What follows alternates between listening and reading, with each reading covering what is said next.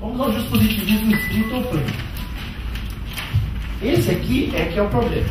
Importa a forma da norma jurídica, não importa o conteúdo. Quem foram os pais do juspositivismo estrito? Hans Kelsen, com a sua teoria pura do direito, que é o direito versus a ciência do direito. Seus discípulos mais famosos é o Bob, Ralph Ross e o Herbert Hart. O Kelsen, com esse livro, nós vamos falar dele já, teoria pura do direito, pegou o direito e falou assim, ele está acima de tudo. Nós vamos ver como isso aconteceu. Esse é o Kelsen. Ele nasceu em Praga, no Império Austro-Húngaro, mas ele se naturalizou americano. Foi jurista e filósofo. Ele era inimigo do Carl Schmitt, que nós vamos ver mais pra frente. Inimigo ideológico. Eles debateram bastante várias questões. O livro mais importante dele, tem outros bons, mas o livro que nós vamos trabalhar agora é esse aqui, Teoria Pura do Direito. É de 34 esse livro. O que ele faz nesse livro? O direito, para ele, há relações com os demais fenômenos sociais. Que é a ciência do direito, ela é independente pura. Ele separou o direito como ciência para fazer uma análise. Ele falou, vamos analisar o direito. Então, pegou o direito em meio das relações todas, né, sociais e tal. Então, vamos analisar o direito como cientistas. Só que os juristas esqueceram de devolver o direito lá. O direito ficou aqui, ó, separado. Então, chega ao ponto de você pegar o Código Civil, os pontos aqui que deve ter visto, está lá que o juiz ele pode julgar, inclusive, contra as provas. Eu tenho o livre convencimento. Isso é o princípio do livre convencimento do juiz. Ele pode, inclusive, julgar contra as provas. Esse que ele fundamenta. Ele pode julgar contra. Agora eu coloco a seguinte questão para vocês. Uma ação no qual tem um perito médico, por exemplo, tem assistente médico, ou seja, é feita uma grande perícia médica, mas o juiz não quer reconhecer, por exemplo, um exame de DNA. Se ele quiser dar uma sentença contrária dele, ele pode. Porque ele não é obrigado. Isso significa que quem é que conhece o direito? É o juiz. Quem conhece a medicina neste caso? É um perito. Ele não é obrigado a aceitar. Por quê? Porque o direito está acima de tudo. O direito está acima da medicina, da engenharia, da física, da filosofia, de tudo. Vamos ver aqui que o nosso querido Kelsen fala. A teoria pura do direito é uma teoria do direito positivo. Do direito positivo em geral, não de uma ordem jurídica especial. É a teoria geral do direito, não interpretação de particulares normas jurídicas, nacionais ou internacionais. Contudo, fornece uma teoria de tal interpretação. Como teoria, quer única e exclusivamente conhecer o seu próprio objeto. Procura responder a essa questão, o que é e como é o direito.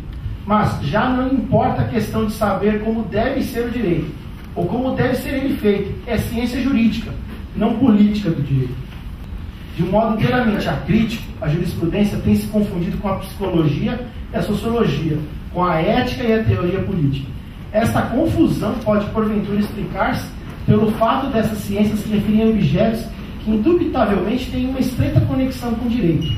Quando a teoria pura compreende delimitar o conhecimento do direito em face dessas disciplinas, falo não por ignorar, ou muito menos por negar essa conexão, mas por quem tenta evitar o sincretismo metodológico que obscurece a essência da ciência jurídica e dilui os limites que lhes são impostos pela natureza do seu objeto. Ou seja, você não olha a questão social. Se alguém conseguir mostrar uma fazenda que tenha sido desapropriada por trabalho escravo, uma fazenda, né, que tenha sido desapropriada por não ser usada, aquele terreno lá abandonado, por não ter sido utilizado pela função social da propriedade, que está na Constituição, que é dever, né, a utilização social da propriedade. Não tem, no Brasil não tem, está lá na lei só. Essa é um tipo de lei que tem, mas não pegou. Isso não é olhado pelo judiciário. Não. No Ministério do Trabalho, se você entrar no site do Ministério do Trabalho, tem uma lista com mais de 400 empresas que os fiscais pegaram trabalho escravo. Você não pensa que não são os rincões, não. Tem 10 no estado de São Paulo. Você acha que dessas 10, 4 cidades de São Paulo. Trabalho escravo. Você tem coreanos escravizando bolivianos no Bom Retiro. Mas não sou brasileiro, não tem nada a ver com isso. Onde eles estão? As pessoas esquecem esse tipo de coisa. Então, esse tipo de interpretação que o direito não pode usar nem olhar para o lado, tem que olhar para a lei. Eu já cheguei a ler acórdãos onde a discussão de interpretação está na vírgula. Não, porque o legislador, ele não colocou ponto e vírgula, ele colocou vírgula. Você já deve ter visto alguma vez na vida um tipo de discussão dessa. Eles não estão olhando lá para o caso concreto que está acontecendo, como é que faz para a gente resolver aquela questão. Não. Se o legislador colocou ponto e vírgula, no lugar da ponto e vírgula, sei lá, era opção, não era os dois juntos, era um ou, não era um e, Gente, não importa se era ponto e vírgula, agora virou. O direito está se socorrendo da gramática, né? Mas não pode ir além disso. A diferença de vírgula e ponto e vírgula. E muitas das discussões jurídicas ficam nessa discussão. Quando a si própria se designa como pura teoria do direito, isso significa que ela se propõe garantir o conhecimento apenas dirigido ao direito, e excluir deste conhecimento tudo quanto não pertence ao seu objeto, tudo quanto se possa rigorosamente determinar como direito. Quer isto dizer que ela pretende libertar a ciência jurídica de todos os elementos que lhe são estranhos. Este é o seu princípio metodológico fundamental. Olha que página que está escrito isso. Eu tenho certeza. O problema não é o que eles escreveram, o problema é que como eles são interpretados. Eu ainda, quando tenho um voto de confiança que quando o Kelsen escreveu isso, ele não estava falando que o direito era superior e tinha que ser, não podia ter interferência, era para o estudo que ele estava fazendo do direito como ciência. O problema é que como isso foi reproduzido depois. O direito é superior, não há análise fria do caso, mas só da lei. Né? Aí volta para aquela expressão latina de dura lex et lex. A lei é dura, mas é a lei. Engula. Tá? Essa é a essência do estrito. Outro expoente do justo-positivismo estrito é o Bobbio. Muita gente gosta do Bobbio. Na parte que ele fala de direito, ele segue a cartilha do Kelsen. Quando falavam pro Bobbio, mas você tem que olhar a sociedade. Não dá para ficar só na letra fria da lei, não. A lei é essa. Temos que aplicar a lei. Se você quiser que mude isso, a sociedade que se estruture, entre em contato com os seus deputados, propõe uma alteração da lei e muda isso. O que o Bobbio disse no meu humilde entendimento? Para poder sobreviver a ser um justo-positivista estrito, o que ele fez? Na maturidade, ou seja, mais para frente da sua obra, ele partiu para política. Então, várias obras políticas do Bobbio, tem dicionário de política, teoria geral da política, área dos direitos, vários livros dele, onde ele fala exatamente sobre isso. Não se deve interpretar a lei fora dela, mas pode-se mudá-la. Então, por exemplo, como seria o pensamento do Bobbio com relação à união afetiva? Não pode o STF reconhecer isso via jurisprudência. O que o STF tem que fazer? Nada. Os grupos de direitos dos homossexuais têm que fazer pressão junto ao Congresso, lobby, se não que vocês quiserem dar, para mudar a emenda constitucional, mudando a definição de família, reconhecendo a unidade familiar como sendo feita, por exemplo, entre 2 homens e 2 mulheres, que aí então, a partir de então, vai estar certo. Eu quero dizer uma coisa para vocês. Até o dia 12 de maio de 1888, os justo-positivistas estritos eram contra a abolição. Por quê? Porque era lei. A lei dizia que era escravo. No dia 14 de maio de 1968, já tinha vários justo-positivistas estritos fazendo livro comentando a nova lei áurea.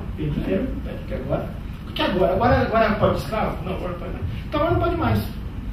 É assim, não tem o mínimo compromisso de olhar que aquilo ali é ou não justo, é ou não ideal para a sociedade. Se é estrito, até hoje, que dia que é hoje? Dia 12 de maio. O que a lei diz? A lei diz que você pode ter escravo. Então, escravo. Os abolicionistas, eles ficavam loucos com os estritos, porque no dia seguinte à abolição da escravidão, todos eles estavam falando que era favoráveis ao fim da escravidão.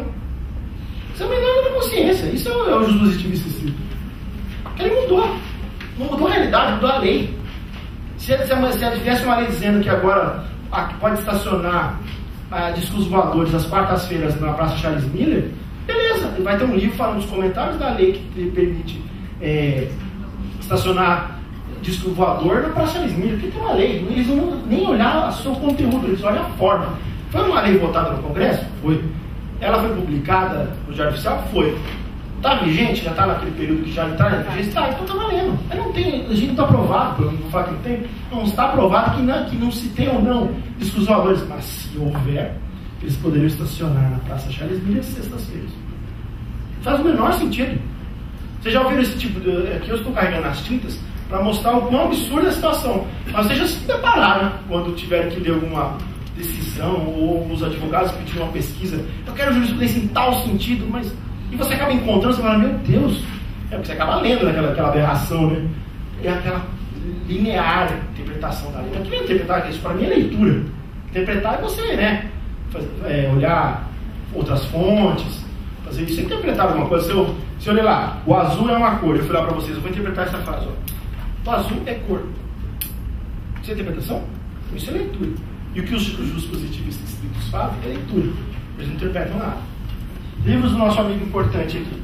Teoria da ciência jurídica, teoria da norma jurídica, o positivismo jurídico e essa teoria geral da política, que é de 99, aqui na verdade são vários textos dele. Livros muito importantes. Os livros políticos do Bob são sensacionais, porque lá ele tipo, compensa esse lado dele. Então, ele assim, faz sentido ele ser assim, porque se ele entende que ali não pode ser interpretada ao bel prazer, a forma correta de você mudar a realidade da lei é via política. Você faz novas leis. Porque pode, foi tão fácil fazer uma que você não faz assim com o Lutero. Porque a gente sabe que não é tão fácil. O direito ele não acompanha a velocidade da sociedade. Essa aqui é a definição de direito no Dicionário de Política do Código. O direito como ordenamento normativo coativo. Entre os múltiplos significados da palavra direito, o mais estritamente ligado à teoria do Estado ou da política é o do direito, como ordenamento normativo.